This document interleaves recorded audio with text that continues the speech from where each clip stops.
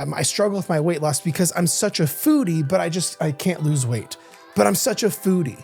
And here's the big consensus is the fact that you think you can't be both, right? Being a foodie and weight loss are not mutually exclusive. You can be a foodie and lose weight and love the way you look and love the way you feel. And dare I say it, have food freedom. The very first piece is this is like the most underrated part, and it's the most important, and nothing else matters if you don't get this. You can have both. You have to believe you can have both. The reason I say that is because your beliefs will govern and trump everything else. Your brain is literally wired to find evidence to support your beliefs and hide certain things that go against them from you. If you want to be a foodie and lose weight, the number 6 is one of the most important. It is you have to have a fantastic relationship with food.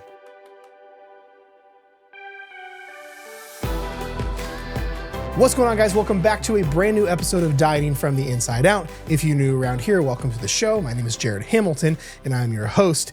And I have a really cool episode for you today because in this episode, I'm going to show you how to be a foodie and still lose weight. So one thing, the reason I brought this up is, and this came up is because I've been having a lot of conversations with people, whether it be people just asking for help, needing direction, applying for coaching, questions in my collective, whatever it may be. And this common theme keeps coming up. And it's people say, Jared, I struggle with my weight loss because I'm such a foodie, but I can't lose weight, but I'm such a foodie. And I go, well, is that a problem? And here's the big consensus is the fact that you think you can't be both, right? Being a foodie and weight loss are not mutually exclusive. You can be a foodie and lose weight and love the way you look and love the way you feel. And dare I say it, have food freedom.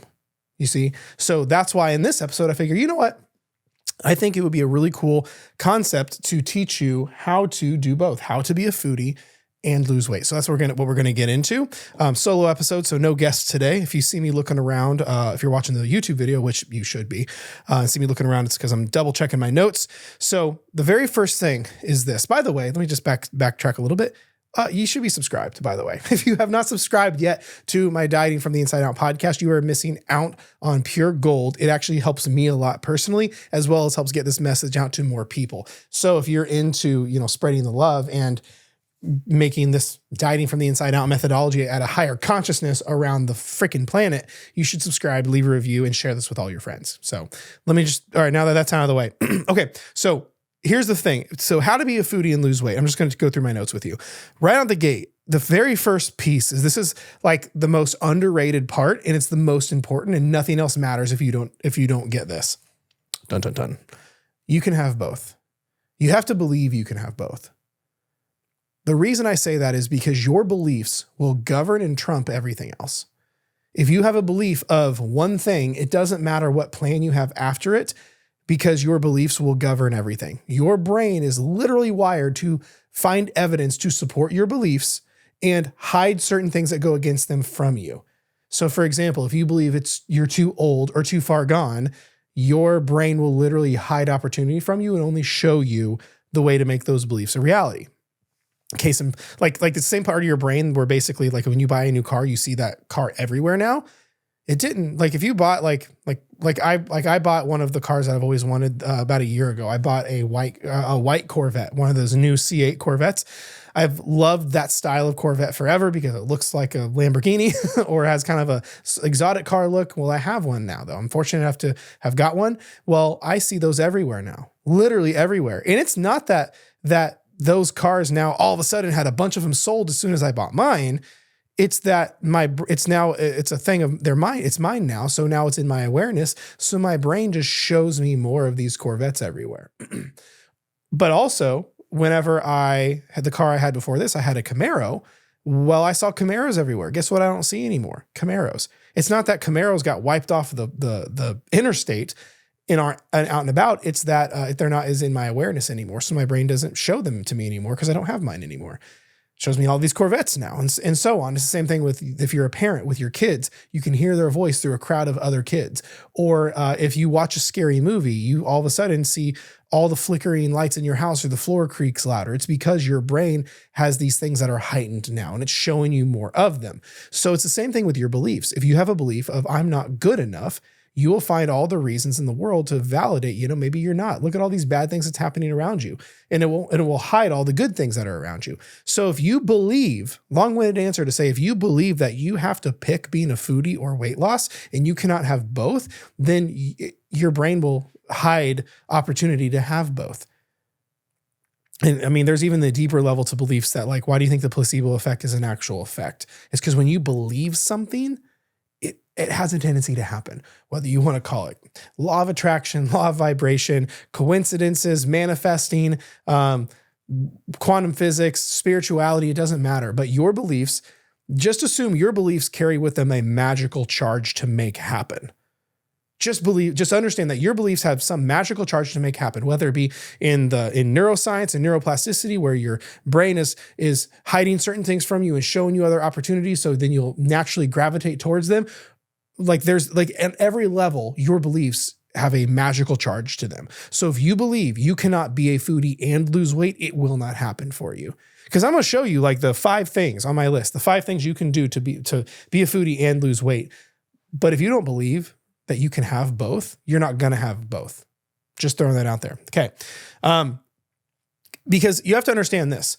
You have taste buds for a reason. You ever wonder that? You ever notice like why we have taste buds? If we weren't supposed to enjoy food, why do we have them? You know what I mean? Like, why would we have taste buds? So we have taste buds. We're supposed to enjoy food.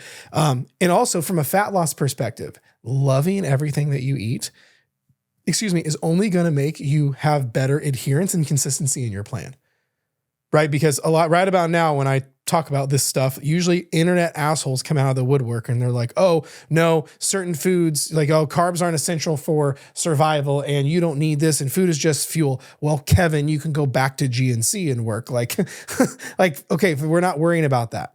Right? Because the way in the society in which we live, we don't need to only be thinking of, well, what's optimal for survival, right? You don't need both kidneys for survival. You don't need eyesight for survival, right? You don't need TV or makeup or paint on your walls, but we all like those things. So understand, like, don't get trapped in the whole, like, well, I don't need this to be for survival, or I don't have to have this. So there are so many things in your life, most of the things in your life, to be honest, you don't need.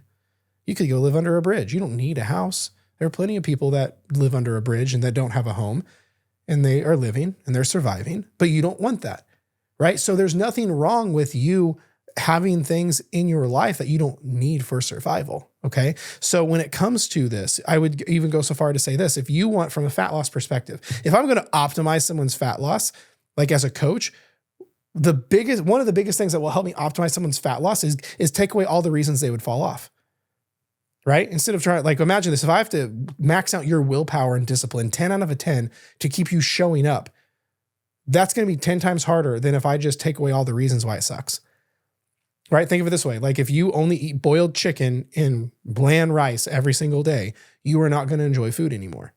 But if I said, hey, here's all your favorite foods, and by the way, if you eat them like this, you're going to lose all the weight you want to lose. You won't have consistency. You won't have consistency issues anymore. You'll stop falling off. You'll become really, really good at this and effortlessly successful with your weight loss. So that's what I'm going to show you, because one of the most just optimal things you can do that makes everything sustainable is if you love what you eat. Imagine never having to give up your favorite foods. Imagine never skipping another social event ever again because you're worried you'll fall off track. Imagine have all the control around food that you have so you can enjoy any of it and all of it, and you never overeat ever again, or you never binge eat.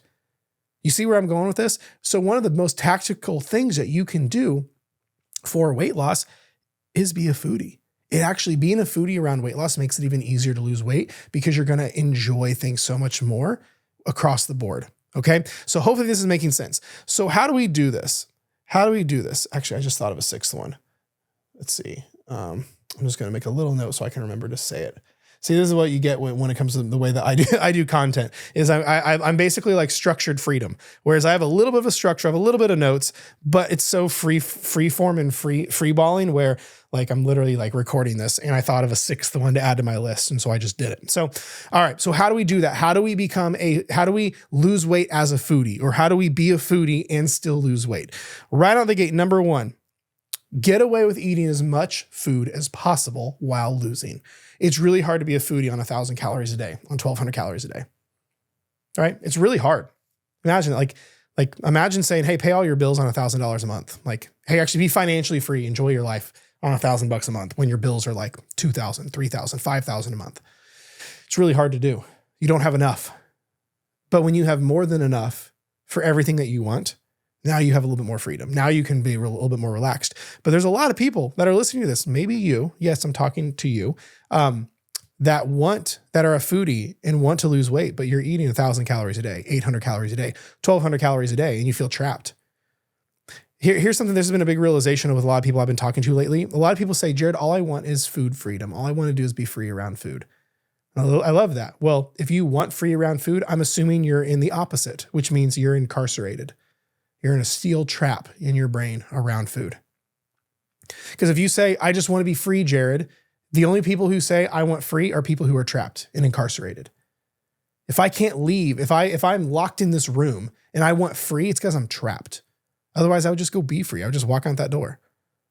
So if you're sitting there going, man, I just want to be free around food. I'm tired of thinking about it. I'm tired of not being able to enjoy my favorite stuff, food, events, social circles, any of that stuff. Well, then you need food freedom, my friend. And it's really hard to be free around food when you are eating less than a toddler. This is why a lot of you guys that are listening have been so addicted to dieting and have this pattern of you can't not be on a diet, or every time you're not aggressively dieting, you freak out because you think you're going to gain all sorts of weight if you're not just aggressively slashing calories and starving yourself. That's half the reason you're struggling.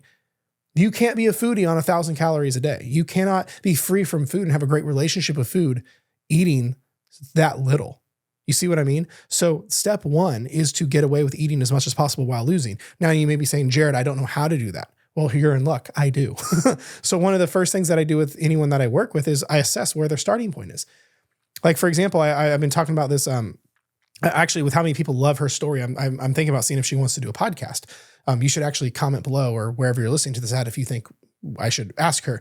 But I have so many people that I work with who come to me eating like 1,000 calories a day, 1,200 calories a day. Actually, there's so many people who are that in my neck of the woods right now, even in my collective, people joining my coaching group that are like they feel like they're stuck at 1,000 calories a day. We're actually about to film a exclusive masterclass on how to basically raise your calorie intake without ruining anything or gaining weight or sabotaging, and how to maximize your calories while losing. We're about to film a very exclusive intensive for them in there. So sorry if you're watching this and you'd like that, you got to be part of that to join. It's one of the benefits of being in my collective. You get access to all sorts of stuff like that. But at the end of the day, it's because you have to maximize the amount of food you're eating. You have to understand you do have a caloric tolerance. Your body is an adaptation machine. So if over time your body will adapt to lowering your calories, it will adapt to raising your calories. Right. And now before anyone gets upset, because anyone I talk about this, people get fucking butthurt. This does not supersede or go outside of the law of thermodynamics. It does not mean calorie deficits don't work. It actually is in alignment with that. If you are under eating consistently, your metabolism will slow down. So you're not in a deficit anymore. So if you increase your calories the right way and do things, something like a reverse diet, or you build back your metabolism or your metabolic tolerance, whatever we want to call it, what you're doing, you're not just eating in a surplus because that would store fat. You're increasing your calories incrementally, so your metabolism mirrors it. So you raise your calories, your metabolism raises. You raise your metabolism raises. You raise your calories, you're building more muscle, your metabolism's raising. In lather, rinse, repeat, and then before you know it, you do that properly, then all of a sudden you increase your calories significantly without storing any body fat. So like this client of mine, for example, her name's Christina. She is crushing it. A little bit of background. Christina is in her 50s. Loves CrossFit, but when she came to me, she was eating 12 or 1,300 calories a day. No energy, no recovery, couldn't get her body fat any lower. And she wanted to get rid of like her belly and like, wanted to tone up a little bit.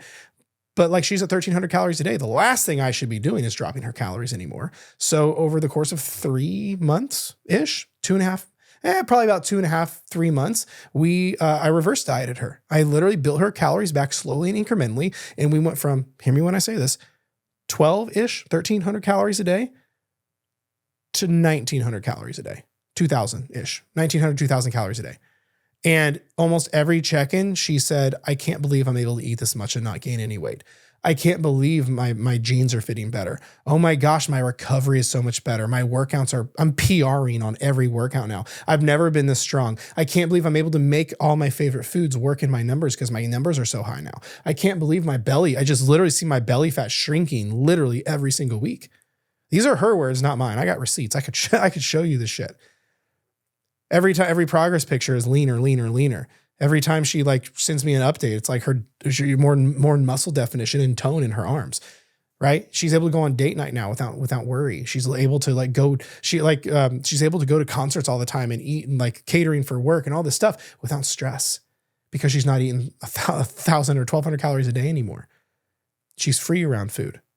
And it enabled us to fix her metabolism. So now she not only is able to eat so much more. Now she also lost weight while doing that. It's her body fat. Literally, she recomped. Her weight stayed about the same, but she lost body fat. Like her pictures are jaw dropping. But then to make it even further, now if we do want to go into more of a fat loss phase where we're in a bigger calorie deficit, we go from 2,000 calories a day to 1,800, 1,700. She's crushing it. Versus before, she was eating 1,200 calories, making no progress. Now she's eating 1,700, 1,800 calories a day, losing belly fat. Really easy for her to be a foodie now, right? It's the same thing with you. This is why step one to being a foodie while losing weight is to let's maximize how much you're eating. But we can't do that if you're just scared shitless to come out of your calories, come out of your deficit. I mentioned this on several other things before. One of the worst things you can do for long-term fat loss is camp out in your calorie deficit where you're scared shitless to come out. Your metabolism will downregulate, you will burn muscle tissue, and you will mentally burn out, causing you to fall off and gain a bunch of weight. One of the most strategic things you can do that is so optimal for fat loss is stop being in a calorie deficit 24/7. Come out of it so your metabolism can have a break. So you can actually like keep building muscle and give yourself a break mentally as well. So this is why step one for being a foodie and losing weight is get away with eating as much as possible while losing. If you don't know how to do that, if you're like, I'm so scared shitless, I don't know how I could possibly eat more. Well, there's an art and a science to it. So if you want to see what that looks like, if you're a little bit worried about like doing it on your own, you could always apply for coaching or always join the collective wait list. Both of those links are below, where this way we could actually help you get there. No pressure. But if you're worried about doing this the wrong way and gaining a bunch of weight, which happens a lot to people, you could have us help you with it. So links are below if you want to look into that. Next, number 2, how to be a foodie and still lose weight is, I might get some help for this. Only eat foods you enjoy. I am so sick of people eating foods that they don't like for fat loss, or at least do this. Take the foods that you don't like and make it where you enjoy them. There are way too many people like not enjoying the foods that they eat. Don't get me wrong. I think we're all adults here. We should all eat vegetables, right? But like we're all adults. You know, I don't in particularly love vegetables, and I to be frank, I need to do a better job at eating more of them. But also, we're adults here. We should all eat our vegetables. But predominantly speaking, stop eating foods you don't like. It blows me away the amount of health foods, if you want to use that label, that so many people are eating and forcing them to eat that hate what they're eating. You're a foodie, remember? You need to enjoy what you're eating. So either find a way to make the foods, and I'll show you how to do this, that you love in your plan, but also maybe you should like find ways to make the foods that you need to be eating more of, like better quality, more nutritious, whole, real foods. You can make them where they taste good. Maybe you need to learn how to season. Maybe you need to learn how to saute stuff. Maybe we should start getting creative with sauces or looking up on Pinterest how to make chicken taste like pizza.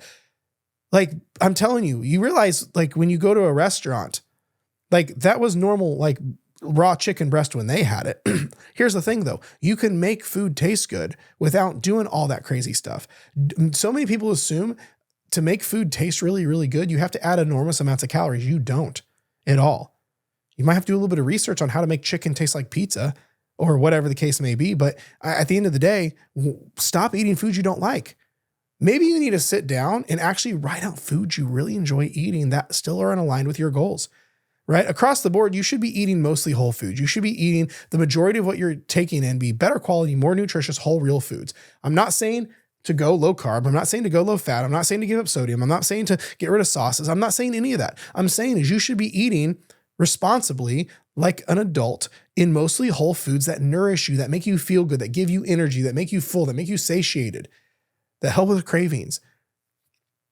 and I'll get to this here on my list, but you should also eat anything, like nothing being off limits, where you can eat whatever you want in moderation. But the thing is, stop eating food you don't like. If you don't like shrimp, stop eating shrimp. If you don't like, I don't know, like green beans, don't eat green beans. But if you love bananas, eat bananas. Find the foods that you love. Because here's the thing. A lot of you guys are walking around with this mindset of like, oh, if it's a health food, I don't like it. No, that's not true. You would be blown away if you got a little bit creative and actually tested out ways to make certain foods taste great. Opening your palate, literally trying different things. But at the end of the day, stop forcing yourself to eat foods that you don't enjoy. Now, right around now, someone goes, well, Jared, I don't like any healthy foods. Well, that's a shitty attitude. That's what that is. Just assume here, and then it goes back to beliefs. Really lean into that belief of, no, there are foods that are aligned with my goals that I do like, and I'm going to find them. And all of a sudden you're going to find the magic Facebook ad. You're going to hear the thing at work about someone who made like Texas toast with eggplants, like whatever it may be. By the way, that tastes really good, by the way. Texas toast with eggplant. Like it was shockingly good, but stop eating food you don't like. The amount of people eating like blandless, tasteless food because they're on a diet is absurd. Stop doing that. Eat food you enjoy, right? The amount of people that I talk to who hate vegetables but love fruit, but they're scared to eat fruit and they force themselves to eat like vegetables they hate. Stop. Quit eating as many vegetables, eat more fruit. Apples and pears and bananas have literally just as many micronutrients as vegetables do, right? But eat the foods that you love, okay? Number 3, because again, you have taste buds for a reason. Number 3, this is a little bit kind of left field, if you will. When it comes to being a foodie and losing weight, you need to learn to separate your emotions from food. What I mean by that is, don't get me wrong, eating can be an emotional experience. We celebrate with food. Your friends from out of town, what do? You go get food. Your friend got fired from work. Y'all go get like brunch and talk shit about the boss, whatever. We do everything in food. But here's the thing. Too often we hide our emotions with food, right? Emotionally eating, stress eating, where you had a bad day, pantry. You had a breakup, ice cream, whatever it may be. The thing is, when we start using food as a way to suppress our emotions, not only is it horrible for our mental health, not only is it horrible for fat loss, because like it's crazy how many calories you can eat in a depressed 10-minute time period, but also it's also hurting your relationship with food. So because all of a sudden, instead of like loving ice cream, now it's like, oh, that's the food I eat when I'm sad. Now all of a sudden you feel guilty around ice cream. Well, what happens if you want to go take your kid to get ice cream after a T-ball game? Have memories. Well, now you have it tied with depression and sadness and the breakup. Causes issues. So my best memories in the world are all around food. Some of my best experiences, my favorite time to spend time with my wife is when we're on date night and we're eating. Some of my favorite memories with friends in business and in networking and all these things are at restaurants or at cocktail events or is traveling or what have you. But if every time you have any negative experiences in life, you're worried, you're sad, you're overwhelmed, you had a breakup, you're lonely, you're depressed, you're stressed, you have anxiety, you hide it with food, you're destroying your relationship with food as well as the relationship with yourself. But from a food perspective, it's making it hard to enjoy those foods because you're tying these negative emotions. Think of it this way. You ever, like if I say, hey, what was your breakup song? Right? You had like that whatever boyfriend or partner in your past where you guys broke up and that was the breakup song, whatever it was. And you may be driving home and it pops up on the radio or on Spotify and all of a sudden it changes your state. You go, oh, it kind of hits. Food can do the same thing. If every time you're sad, you eat ice cream, every time you're overwhelmed, you go to the pantry and just smash chips. Well, now you're going to have a harder time enjoying life being a foodie because now you're triggering negative emotions with certain foods. Okay. So you gotta be really careful with that, which is why we need to learn to hold space for our emotions separately from food. This is like in coaching or in the collective, I talk about like having strategies around journaling or meditating or quiet walks or breath work, things like that. And again, if you're not quite sure how to implement those for you, I have other resources, or it's literally some of the first things that we teach people inside my coaching programs, like the collective or one-on-one coaching. Again, if you want to see if that's a good fit for you, just let me know. But at the end of the day, you need to find ways to hold space for your emotions separately from food and actually allow yourself to feel things. Because if you're tying all of these to these negative emotions and negative meanings to food, you're going to have issues. It's going to be a struggle. And then you're going to It messes everything up. Okay. So number 3 for being a foodie and still losing weight is learn to hold space for your emotions, but separately from food. Number 4. This is one of my favorite ones. If you are a foodie and you are trying to lose weight, you need to go out of your way to eat your favorite foods in your plan and incorporate them. Literally, my notes say, go out of your way and eat your favorite foods in your plan. A lot of people say, this is a lifestyle. What I'm doing is a lifestyle, but not a lot of people are putting their lifestyle tactically and strategically in their plan. What I mean by that is a lot of people will do something trendy and brand namey, like the keto diet, and they go, oh, this is a lifestyle. But somehow they weren't doing it before. This was their new lifestyle, which I think is ironic. But aside the point, but if you shut down your lifestyle to follow your new plan, that's not a lifestyle. That's just a trendy saying. Versus, it's kind of like live, laugh, love. It's just like something stupid you say. But at the end of the day, not many people go out of their way and put the things that you value or that they value in their life the most in their plan. So like when I'm coaching someone or when I'm working with, our members, we're showing I want to know what you value. Do you value kitchen, like family dinners at the kitchen table? Do you value your weekends at the bar? Do you value date night with your partner? Do you value ice cream after t-ball practice? What do you value? Because we need to find ways to make what you value work in your plan. The amount of people who I show how to eat chocolate and dinner with their kids in their plan is absurd. Moms tell me all the time, they go, man, I'm just so sick of having to make mommy's food and everyone else's food. I go, well, we're not going to do that anymore. I'm going to show you how to eat dino nuggets and ice cream in your plan and lose weight just fine. And they're like, we can do that? And I go, yeah, 100%. Like, that's the cool part with this is put your life in your plan. Put your foodie life in your plan. You enjoy ice cream on the weekends, put it in your plan. You enjoy something sweet after dinner, put it in your plan. You enjoy traveling and want to experience everything, put it in your plan. I have a client, she just signed up recently. She lives in South Africa and she has all these amazing foods at her disposal. And she's like, is there any way we can make it work where I'm eating these foods from here and here and here? I'm like, absolutely. I would be offended if you didn't do that. You have such an amazing opportunity. Guys, we only have one life. I know that's trendy to say, but we need to experience as many things as we can. And food is such a part of not just what we experience and our enjoyment and everything, but it's also tied to so many things. Your time with your kids, your travel, your everything, any connection we make, things like that. It's all around food. So actually go out of your way and make your favorite foods work in your plan. If you're a foodie, put the food that you love in your plan. It makes it so much simpler. Here's the hard part. Right around now, some people with really bad attitudes say, oh, I could never do that, Jared. I'm just an all or nothing person. I go, yeah, that's the problem. You're taking the old you to the new plan. And that's why it's not working. I was on a call with someone one time and they were talking about, they're like, oh, Jared, I'm just this kind of person. I'm just that kind of person. I go, can I ask you a really hard question? They go, yeah. And I say, do you think maybe that's the issue? That you're taking the old you to your new life and they're not aligned anymore? If you're an all or nothing person, but you're trying to achieve balance and freedom, you can't bring old you to this new life. Right? If you're trying to become a higher level version, a higher self, if you will, that has amazing results, you can't bring lower self here. You can't bring old version here. It doesn't work. If I have the new iPhone, I can't put iOS, the very first iOS on there. It's not going to operate. So for you, we need to stop validating the old story. I'm just this. I've always been like this. This is just who I am. I had someone on a call today. There's like, oh, I am such an all or nothing black and white thinker. I go, and that's the problem. That you think you're your pattern and that you're convinced that's who you are. So you're always going to sabotage to it.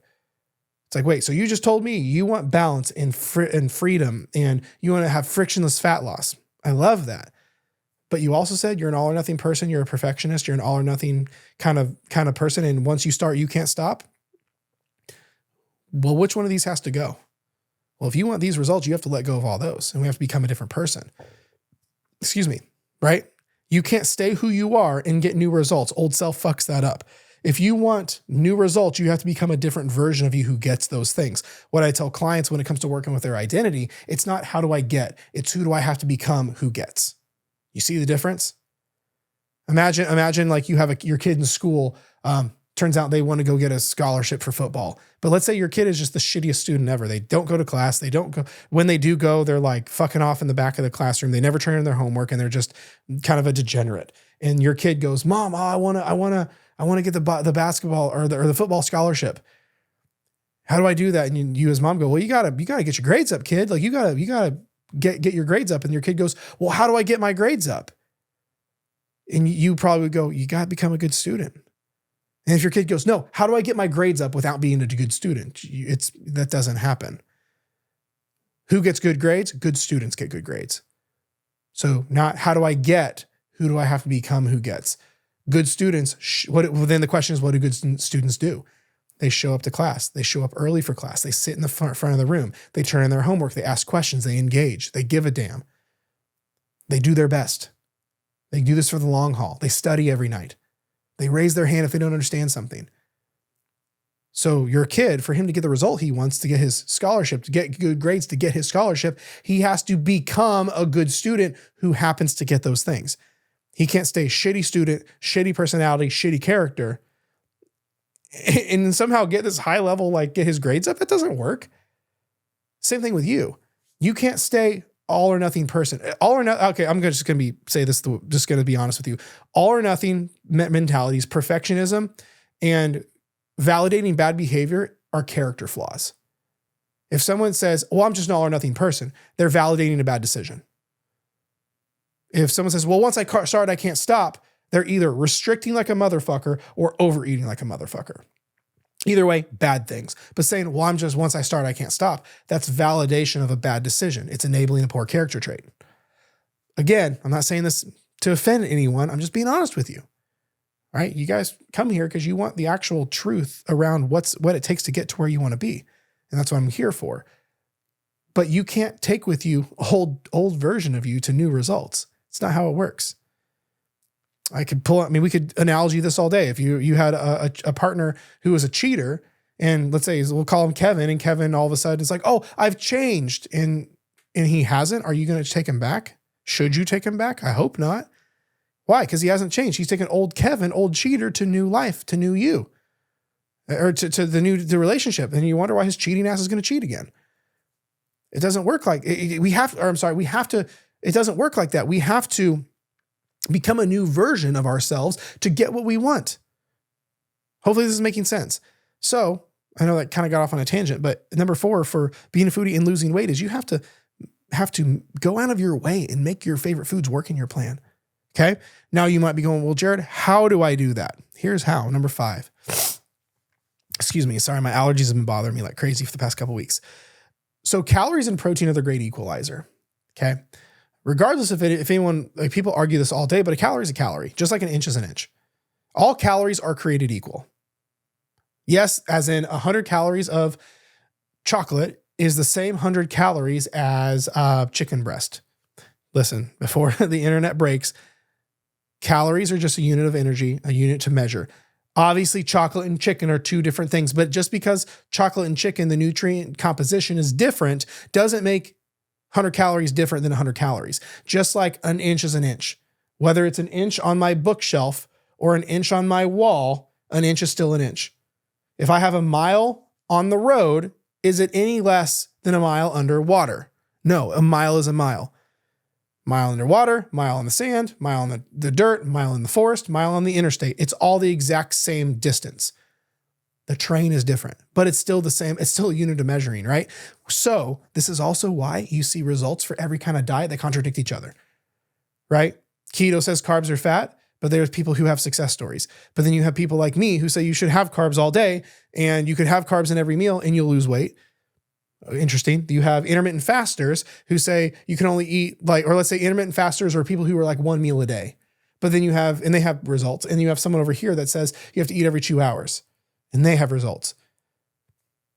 You have people who say carbs are the devil, avoid carbs, and have all the fat in the world. And you have people over here that say, have all the carbs, fat is the devil, avoid that. And then you have people over here who says, oh, only eat carnivore, don't ever have plants. And you have vegetarians and vegans over there who say the opposite. But why do they all have results? It's because if you eat in a calorie deficit, you lose weight. Plain and simple.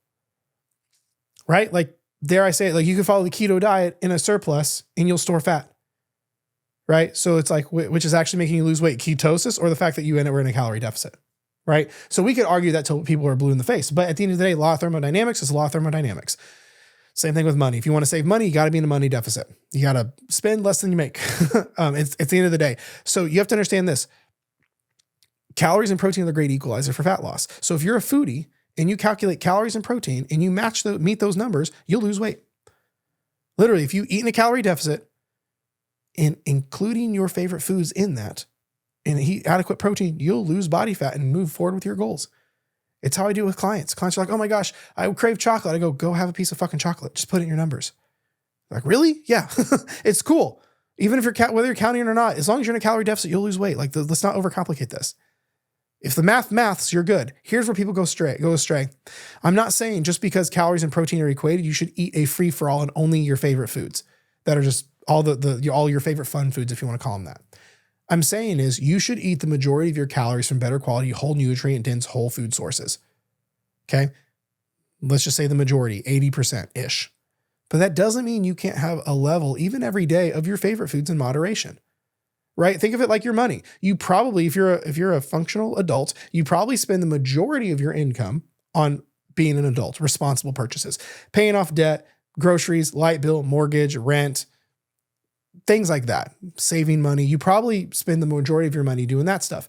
But I bet there's a small percentage of your income you spend on dumb shit you don't need, right? Another t-shirt, a new bag, getting your nails done, coffee that you didn't need, a new thing at the store, like whatever. Like you don't need half that shit. But because you can afford it, you spend money on it. Nothing wrong with that. It's the same thing with your calories. Spend the majority of your calories on better quality, more nutrient dense whole food sources that fill you up, that fuel you, those kind of things. But that doesn't mean you have to be an all or nothing person and eat only those things. You can still be a foodie and eat the other stuff. You can still incorporate alcohol. You can incorporate chocolate, cookie, candy, cake, ice cream, that stuff. You shouldn't make that the majority. But you see where I'm going with this? Like, it's not hard to be a foodie and lose weight. Where people go wrong is where you have, and this leads into my last one, number 6, is most people have a poor relationship with food. So that's when they go, oh, once I start, I can't stop. Or when they go, oh, I can't have just one. Or, oh, whatever. If you want to be a foodie and lose weight, the number 6 is one of the most important. It is you have to have a fantastic relationship with food. When you have a poor relationship with food, this is when we binge eat. This is when we feel guilty. This is when we have lots of mental food noise and mental clutter and chatter around food. This is when we feel like once we start, we can't stop because you have a horrendous relationship with food where you have a history of restriction and then binge and then restrict and binge and so on. So if you want to be a foodie and lose weight, you have to have a great relationship with food because from a fat loss perspective, you got to be in a calorie deficit. But food is also more than just fuel. It's how we socialize. It's how we celebrate. It's how we experience our company with others. It's how we build connections. It's how we experience life culturally. Which means if you want to do both, you have to have a fantastic relationship with food at the end of the day. Don't listen to the people who say food is only fuel and nothing else because either they're lying through their teeth and as soon as they shut off that camera, their Uber Eats order gets here, or they have no life and their closest thing to a date is the barbell at the gym and they don't have any kids or life or responsibilities. So we don't want to listen to them anyway because they don't get it, right? So food is more than just fuel, just like you're more than what you do for a job. You have many hats you wear. You're nurse, mom, friend, daughter, niece, like whatever. You wear a lot of hats, have a lot of responsibility. So does food. So if you want to be a foodie, and you are a foodie at heart like myself, and you want to lose fat and have these other goals, you have to have a fantastic relationship with food. And again, if you don't know how to fix your relationship with food, it's exactly one of the first things that we do inside any of my programs, whether one-on-one or my coaching collective. So, and all the links for that is below. But otherwise, to recap, how to be a foodie and still lose weight. Number 1, understand that you can do both. Okay. Number 2, get away with eating as much as possible while losing. Number 3, only eat foods you enjoy. Okay. Number 4, separate your emotions from food. Number 5, go out of your way and eat your favorite foods in your plan. Number 6, calories and protein are the great equalizer. And number 7, fix your relationship with food. You do all those 7, fuck, if you do just one of those, everything will be much better. But if you make it your list and your target, you're like, I'm going to go through every single one of these and I'm going to start with this one. And then once I get good with that, then I'm going to the next one. Once I get good with that, and you go down this list, over time, you will have 0 issues being a foodie and losing all the weight you want to lose and keeping it off and never having to worry about it coming back. So that is it for today's episode, my friends. I hope this was helpful. If it was, be sure and give me a review and a 5-star rating if you would, because it helps the podcast tremendously. Now, before you go, got some housekeeping. Number 1, be sure to subscribe to the show and leave a review. I pour so much time, energy, and money and resources into this, and I do it completely for free. A lot of people tell me I should literally be putting this behind like a membership site and charge for the podcast, but I don't do that. I want to help you. So please help me back and share this with someone. Screenshot it, put it on your story. It means more to me than you know. But otherwise, some housekeeping. Number 1, if you are newer to my content and not sure where to get started, and you're like, this whole world of this anti-diet culture, sustainable weight loss, emotional regulation, this is all new to me and I don't even know where to start, then I have a course for you. So I have a free course, called the Fat Loss Checklist. It's basically it's a 5 video mini course that I'll email right over to you, where I'm going to show you how to lose weight, keep it off, and never struggle ever again, and simplify the fuck out of fat loss so you don't have to give up your life anymore. And just put in your email below where you want me to send it to, and I'll shoot it right over to you completely free. Next, if you, let's say, aren't quite as new, or let's say you don't have, let's say you feel alone, to be honest with you. Let's say that you're like, man, this kind of sucks. I feel kind of isolated. Everyone else I know is either trendy dieting, which I know isn't the right thing. And, my kids don't get it. My husband doesn't care because he just thinks I should be able to keep it off like he does. And like my friends get jealous when I lose weight and I just feel kind of alone and isolated. Well, I have about 10,000 of my closest friends that I would love to introduce you to, whereas I actually have a Facebook group called Fat Loss Simplified. And it's a Facebook group I've ran. It's completely free for several years now. And we just crossed over recently 10,000 members. And it is nothing but like-minded people all in this. And I post more content like this in there. So if you aren't quite sure where to get started and you want to be around like-minded people, you should join that. There's a link below. I'll make sure I have one of my staff members, Ashley, is literally like watches everyone that comes in and make sure everyone gets what they need. So she'll make sure you get in. And then what else? Lastly, like I said, I mentioned a couple times so far, if this is stuff that you struggle with and you're tired of like doing it on your own, and you would wish you had a coach, you wish you had someone in your corner just guiding you every step of the way, holding your hand through this, making sure that it's seamless so you don't fall and that everything goes well. That's literally what coaching's for. It's what I've been doing for the last 13 years. So if you want to apply for coaching, there's a link below where you can get right on my calendar where we can see if it's the right fit. If not, no big deal. I only want people applying who are serious, who are ready, and who actually want the help. I always say I don't just want people who need help, but people who want to get the help and need the help at the same time. So if that's you, feel free to hit that link. If not, or not right now, that's okay too. Otherwise, that is it, my friends, for today's episode. I appreciate the fuck out of you. Thank you so much for being here. I love you, and I will talk to you next week.